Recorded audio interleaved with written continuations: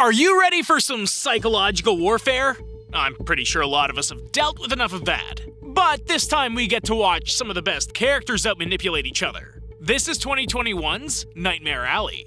Spoiler alert, while I might be giving you my opinion on the film, that's no substitute for watching it for yourself. Links to the film are in the description. We start out with Stanton dragging something to the middle of the floor before he sets the entire room on fire. He gathers some things before leaving the inferno to burn the house down, and he hops on a bus. After he wakes up, he finds himself being dropped off at a local carnival, and he ends up getting pulled into Barker's show. He heads into the tent to see the scientific marvel that Barker's promoting, and he finds a man being held captive. Barker drops a chicken into the pen, and the man reluctantly feeds on the chicken. Before the woman comes around to collect his quarter, Stanton makes his way out of the back of the tent, and he runs into Bruno, who ends up recruiting him for a night of work packing up the carnival. I'm already sold on the cast. Bradley Cooper, Willem Dafoe, and Ron Perlman all in the same movie? Sign me up for sure. After a hard night of work, Stanton goes to collect his pay, and Barker tells them that he's deducting a quarter for sneaking into the feeding show. When Barker sees his radio, he offers him $5 and a hot meal at the new location. Stanton silently agrees, and he joins the carnies for his meal. Suddenly, Barker calls everyone to help him find the wild man that got loose, and Stanton heads to the funhouse to search. Okay, the funhouses nowadays are terrifying for the wrong reasons, but this one looks like the most fun you'd ever have in one. Not like the rickety ones that look like you'll get tetanus just by breathing the air inside. Stanton ends up finding the geek, and he tries to convince him to come out. The geek ends up hitting him in the head with a rock and tries to escape, but Barker cuts him off. When he goes to run by Stanton again, Stanton ends up taking him down, and they take the geek back to his cage where Barker explains how people will pay good money to make themselves feel better while looking at him. Barker offers Stanton a place to sleep for the night, and he mentions that a long-term job would mean no one questioning who he was or what he's done. In the morning, Stanton gets to see the type of people that travel with the carnival, and he ends up asking a nearby woman, Zeena, if he can use her tub instead of the water troughs everyone else is using. While he takes a bath, Zeena mentions how he can help her peddle her show to the locals, and she ends up getting really intimate with him. For a man that probably just committed murder, arson, and theft, he's doing really good for himself after one night. He's got a job, a hot meal, hot water, and a little friendly action. I'd say his predicament has severely changed for the better. When the carnival starts, Stanton starts to hustle for Zeena, and she has the help of Pete and Molly. Pete's drunk though, and he misses his cues. Zeena in turn has to come up with a lie to keep the show going, and she turns the show into a sort of spook show. Later, Stanton asks why they don't do that more often, but Pete warns that a spook show is never any good. Soon, Pete shows him one of their older acts, but it turns out that Pete ends up piecing together some of the horrible things that Stanton did to his father. When Pete stops, he tells Stanton the key to how he does the reading, and he heads to Barker to give him the spoils of the day. Stanton follows him and finds out that Barker gives him another bottle of alcohol. Later, Barker shows Stanton his collection of pickled fetuses, and he introduces him to his prized one, Enoch. I never thought I'd be introduced to a dead fetus with a backstory like this one, but it's a little disturbing to say the least. I'm not entirely sure how this all ties to the story, but it definitely adds to the atmosphere. When we see Stanton walk to the carnival altar, he ends up at Molly's show, and it really makes you wish you could experience a carnival like the ones they had back in the day. The modern day ones are so watered down that they just seem dirty. They had some real majesty back in the day. The next day, Stanton comes to Molly's caravan, and he tells her this grand idea he has for making her show better. She seems to not have high hopes at first, but after some time, Stanton makes the new chair for her show. He tries to bring Major into the fold as part of the story, but he's not one for all of the theatrics. Afterwards, Stanton's getting the truck ready to take Zeena and Pete into town, but Bruno approaches him to warn him against hurting Molly. That night, Stanton spends some romantic time with Molly on the carousel, and she asks him about his plans for getting out of the carnival.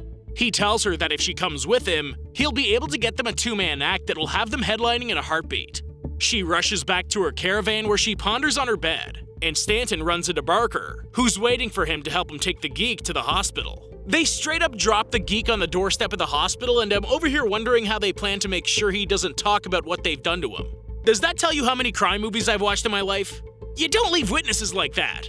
But apparently Barker isn't too worried about it, because his mind is all about going to get a bite to eat instead. Once at the restaurant, Stanton asks how Barker gets a man to geek, and he finds out about how he uses opium addiction to really make someone turn into a real geek. Later, Stanton goes to learn some of Pete's tricks, and they can hear Barker breaking in a new geek. When Pete goes to lie down, he asks Stanton to go get him a bottle of alcohol, but when Stanton comes back, he finds out why Pete actually ended up stopping the act in the first place. When he started believing the lie that he can actually have the power, he lost himself. After leaving Pete with the bottle of alcohol, he heads outside to practice what he's learned. The next morning, Bruno goes to visit Zeena, and he tells her that Pete's had an accident. When everyone gathers, they see that Pete's drunk himself to death. That night, while the carnival goes on, Stanton goes out to the field to bury some chickens, but he runs back when he sees officers. Barker tells him to buy some time, because if they spot the geek, they're all in trouble.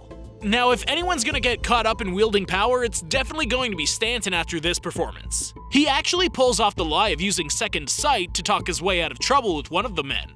Stanton's a smooth talker if there ever was one, and that's gonna get him in a world of trouble later on, I bet. That night, Stanton tells Barker how he pieced all the information together, and when he goes back to the tent, he finds Molly there, and she's ready to leave with him. They start to get frisky with each other, but Bruno comes barging in to put him down. After he gets a few hits on Stanton, Molly gets between them and tells Bruno that she's leaving with him. The following morning, Stanton says his goodbye to Zeena. Then he and Molly leave with a truck full of goodies. I'm sorry, but how did they get Barker to agree to give them a truck with all that equipment? Jump ahead 2 years later, and Molly's studying Pete's book while Stanton takes a nap. During his nap, he relives a memory of his dying father, then the inferno. The next day, we see that the two of them really do have a booming act, but he's a little more critical of Molly and her performance. When it comes time for their second show, a new woman decides to be more critical of their show, and she calls him out for using verbal signals as a way to know the impossible.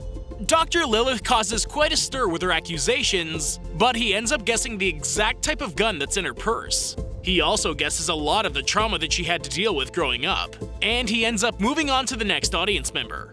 Suddenly, he faints. After the show, Molly asks him what he's really doing. Soon, the man from the show asks him to give him a private consultation for closure, and we find out that Dr. Lilith was actually brought in with him to verify the authenticity of what Stanton's doing. The next day, Stanton goes to see Dr. Lilith, and he explains to her how he knew about her story. He eventually tells her that he wants some information on the judge before the private consultation, and in exchange, he tells the truth about himself to her. She gives him information on the judge's son that recently died, and we flash ahead to Molly calling Bruno to check in.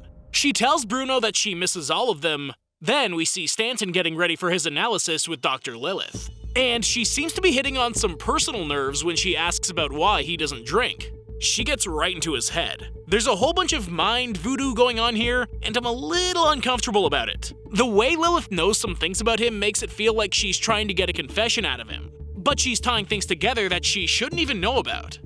After this uncomfortable session, Stanton heads back to his apartment, and he finds a rabbit lying in his hallway outside his door. When he goes inside, he ends up finding Molly talking to Zeena, Bruno, and Major.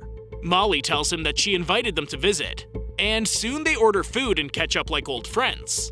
Zeena warns him that the cards are saying not to do the spook show, but he plans to go ahead with his plan. Soon after, we see that he goes ahead with the spook show. Then he goes to give Lilith her share of the bounty. She turns him down and tells him that she already got what she wanted out of this escapade. He tells her that he's thinking about doing another mark, and he wants her to think it over. Why wouldn't you just get out of this partnership as soon as possible? I don't trust her, and we all know that he's not to be trusted. This is bad company keeping bad company, and that always begets trouble. Stanton and Molly get ready for another show, and he apologizes for being so hard on her. He promises that they'll take a break and do whatever she wants to do.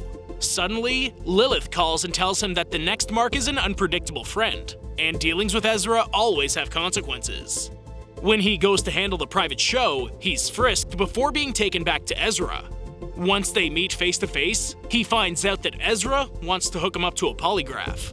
Once they ask him about his authenticity, he starts to lie. But he tries to talk his way out of this tight spot by bringing up Ezra's dead wife, who he forced to have a miscarriage. Ezra takes his men to the back and asks him how he could know that. That's what I've been saying for a while now. This is some next level people reader stuff. Could you imagine reading people that well? Granted, I know that he used the information he got from Lilith, but he's already pulled some info out on other people that I would have never guessed. Stanton immediately goes to Lilith's office, and he tries to point out that she needs to give him more information. She refuses, and she points out that she's the only one that could have given him that information. While she goes to use the bathroom, Stanton makes a copy of the impress of the key that leads to her recording equipment, and she comes back to show him what happens when you cross the wrong people. Later that night, Stanton comes back and listens to Ezra's recordings, and he gathers more information on his mark. Soon, Stanton meets with Ezra again, but this time, Ezra's much more welcoming and warm with his approach. While Stanton tries to play like he's speaking to Ezra's dead wife, it hits differently. You don't really understand the idea of why Zeena warns about doing a spook show, but you seem to get a good sense about why they say that here. That's phenomenal acting, composing, and directing for sure. Everything really pulls you in at this point.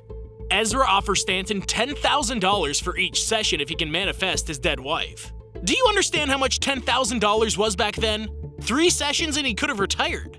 Stanton goes back to Lilith's office to store the cash, and he mentions using Molly as a representation. On top of that, Lilith offers him a drink to toast to his success, and he actually drinks it. When he goes back to his apartment, he gives Molly all sorts of information on Ezra's wife, but she's not too sure about it. Soon, Ezra's lackey shows up to bring him to their next meeting, but the meeting doesn't go well. Ezra's getting impatient, and he's waiting for the physical manifestation of his dead wife. Stanton tells Molly that they've run out of time, but we see that a couple he helped out before end with murder and suicide. Now we're really seeing the truth about what Zeena warned him against. On top of that, Stanton comes back to the room to find that Molly's left him a note about how she realizes that she'll never be enough anymore. This is the downfall. This is what Zeena's tarot cards warned about.